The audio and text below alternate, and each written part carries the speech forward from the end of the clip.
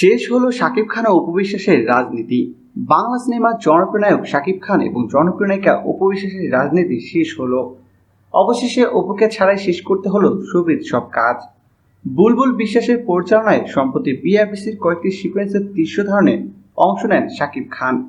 বর্তমানে ছবিটির ডাবিং এর কাজ চলছে। এই প্রসঙ্গে বুলবুল বলেন, আমরা এরই মধ্যে ছবির শুটিং শেষ করেছি।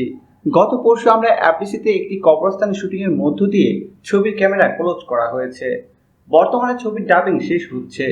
অভিনেতা অমিত হাসানের ডাবিং চলছে।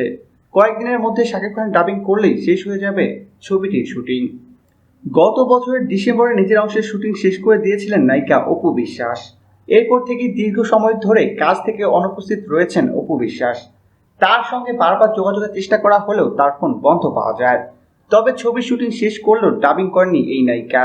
সে প্রসঙ্গে পরিচালক বলেন, ডিসেম্বরে দিদির অংশের শুটিং শেষ হয়ে গিয়েছিল, আর উনি খুব কম ছবিতে নিজের ডাবিং করে থাকেন।